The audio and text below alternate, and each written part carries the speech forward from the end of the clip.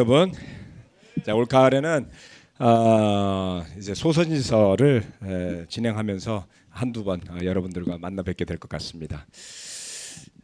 지난주에 우리 정도현 목사님이 그 첫 번째 시간인 호세아서를 1장 말씀을 전해 주셨죠.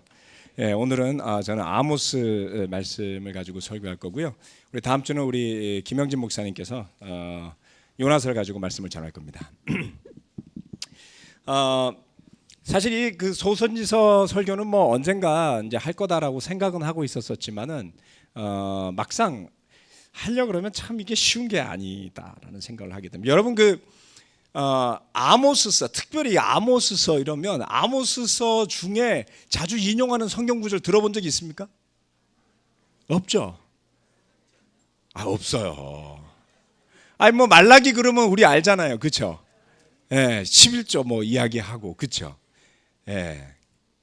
뭐 요나서 그러면은 그 유명한 물고기 뱃속에 들어갔던 요나라도 있죠. 호세아서라고 말한다면 뭐 소선지서의 첫 번째 책이라는 의미라도 있잖아요. 아모스서는 어디를 찾으라면 잘 못 찾아요. 제법 긴데도 불구하고 제가 20년 넘게 목회를 했지만 아모스서에서 쭉 읽어봐도요. 야, 이 말씀은 정말 어디서 들어본 말씀입니다. 이런 내용도 없습니다, 여러분. 뭐 하다못해 그 흔한 들어봄직한 예언도 거의 없는 책이 이 책입니다. 그래서 제가 이게 제비뽑기를 해가지고 걸렸기 때문에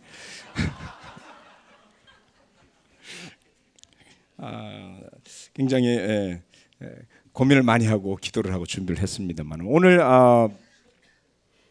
그런데 이 소선지서도 그렇고 뭐도 그렇지만 강해 설교라는 게 참 하기 나름이라서 뭐 한 두세 절을 가지고도 한 시간을 할 수 있고 뭐 한 장을 가지고도 몇 번을 할 수 있고 한 번에 끝낼 수 있고 뭐 이런 고무줄과 같은 뭐 그런 뭐라 그럴까요? 할 수 있는 부분이 있는데 지난주도 정도현 목사님 제가 이제 굉장히 기대를 하고 있었습니다. 이제 이 첫 문을 어떻게 열어 주실라나 이렇게 생각을 하고 있었는데 1장을 딱 끝내시더니 나머지는 제가 주일 설교 때 하겠습니다. 이러고서 확 넘기시더라고요. 제가 거기서 확 깼어요. 이 호세아서 쫙 다 해줄 줄 알았는데 내지는 소선지 12개를 한 번 쭉 훑어줄 줄 알았는데 1장만 딱 하시더라고요. 그래서 제가 나도 1장만 하고 끝낼까? 그리고 나머지 가을 내내 설교 때 우려먹을까 이 생각을 저도 하다가 저는 저의 길을 따라서 오늘 준비를 해가지고 왔습니다. 그래서 오늘 시간 허락하는 때까지 55분까지 하도록 하겠습니다. 사실 강해 설교는 제가 오늘 설교는 준비를 하다 보니까 끝을 어디서 맺을지 장담이 안 가서 약속은 안 드리고 하다가 적당한 부분에서 마무리를 짓고 모자라는 부분은 다음으로 넘기도록 그렇게 하겠습니다. 자. 비록 이렇게 한 번에 하기에는 결코 충분한 시간은 아니지만 여전히 이 예언서들이 담고 있는 의미를 통해서 아주 많은 것을 배울 수 있는 시간이다라고 저는 믿습니다. 이번에 이제 뭐 모티브가 된 거는 이번에 ILC에 가서 이제 소선지서를 갖고 설교를 한다라는 걸 모티브로 했지만 사실 ILC에서 했던 설교들은요 이 소선지서하고 거의 관계 없습니다. 주제만 달랑 갖고 왔지 거기서 내용이 뭐 구체적으로 설명되거나 그런 게 전혀 아니다라는 것이죠. 그래서 주중 예배 때 지금 진행하는 모든 소선지서는 목회자들이 알아서 다 거기에 대해서 준비하는 그런 설교라고 보시면 될 것 같습니다. 자, 먼저 우리 아모스가 특징에 대해서 먼저 알아보려고 그러는데요. 이 특징 없는 아모스서 오늘 특징을 제가 만들어 드릴 겁니다. 자, 아모스서라는 게 이 아모스라는 이름이 상당히 흥미가 있어요. 아모스 이 이름의 의미가 뭐냐? 아모스라는 이름의 의미는 짐을 지다, 옮기다, 그 다음에 무겁다 이런 뜻을 가지고 있습니다. 참 예언자 이름으로서 옮기다 이거는 좀 괜찮을 것 같아요, 그렇죠? 근데 좀 무겁다 그러면 어떻습니까?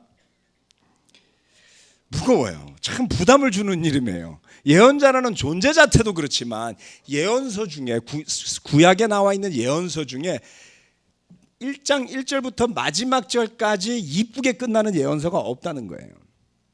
예언서 안에는 무거운 내용을 대부분 담고 있는데 그것을 전달하는 사람 이름까지도 좀 부담스럽다라는 것이죠. 아모스.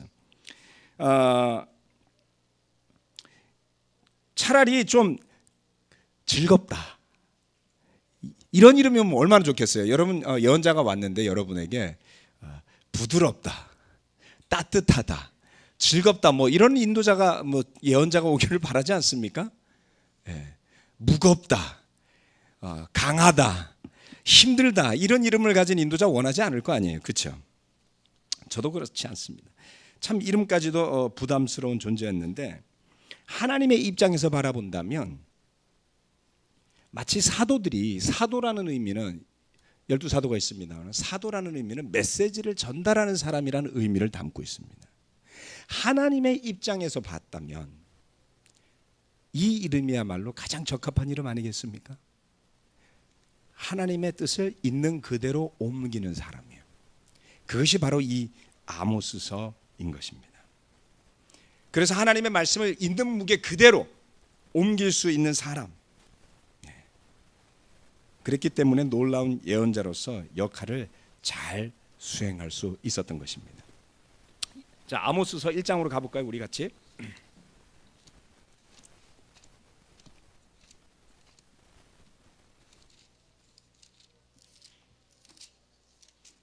거기 왼쪽에 창문 좀 닫아주실래요? 예. 밑에 치킨집에서 즐거운 소리들이 막 올라.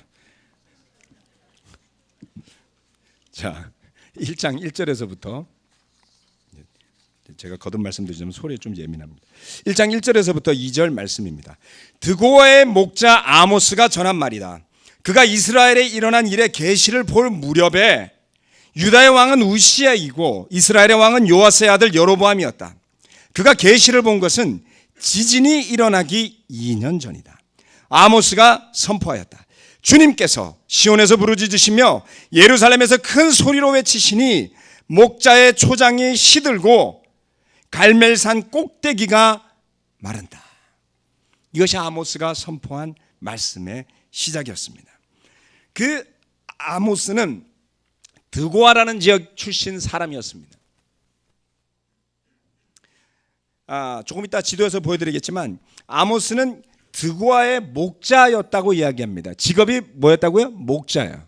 양치는 목자, 목자였습니다. 이 드고아는 예루살렘에서 약 19km 정도 남쪽으로 떨어져 있는 한적한 시골 마을이었다고 합니다. 그런데 이 아모스서가 쓰여진 시대적인 배경을 보여주는 것은 바로 이 우시야 왕의 때와 이스라엘의 왕은 요아스의 아들 여로보암이라는 것이 바로 힌트입니다. 또한 굉장히 중요한 힌트가 있죠. 지진의 이야기입니다. 지금도 보면 우리 조선시대 때 지진에 대한 기록들을 다 파악을 하고 있듯이 이 당시에도 지진에 대한 기록이 있습니다. 그래서 정확한 연대는 지진이 일어나기 2년 전, 그래서 BC 762년경이 됩니다. 아모스서가 쓰여진 시기는 바로 이 시점이었습니다. 자, 그런데 이 아모스서는요, 아주 특징적인 것 중에 하나는 소선지자, 소예언서 12권 중에 북쪽의 이스라엘, 당시에 남북으로 나뉘어져 있었죠. 그죠? 자, 북쪽의 이스라엘을 위해서 쓰여진 예언서가 있고요. 남쪽의 유다를 향해서 쓰여진 예언서가 있었어요. 그런데 북쪽의 10지파들을 향해서 쓰여진 예언서는 딱 2권이었습니다. 그게 지난주에 우리 정도현 목사님이 했던 호세아서가 한 권이고요. 그리고 두 번째 책이 바로 이 아모스서인 것입니다. 이 호세아서는 신앙적인 변질에 대한 것을 이야기하고 있고요. 이 아모스서는 사회적인 부패와 사치에 대한 것을 다루고 있습니다. 왜 그것을 다루는지는 조금 더 지나가다 보시면 알게 될 겁니다. 근데 우리가 여기서 한번 생각을 해보자고요. 10지파가 있고요. 2지파가 있어요. 그런데 왜 10지파에게는 예언서가 2권밖에 안 쓰였고요. 나머지 2지파한테 10권이 쓰였을까요?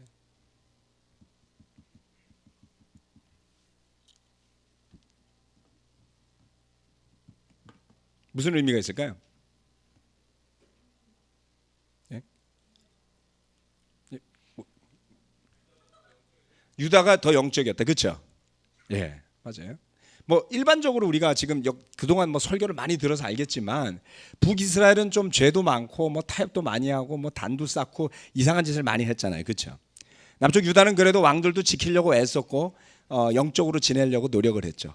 그래서 영적으로 지내려고 했던 유다에게 10개 예언서가 쓰여졌고요. 그리고 영적으로 방황하고 했던 쪽에는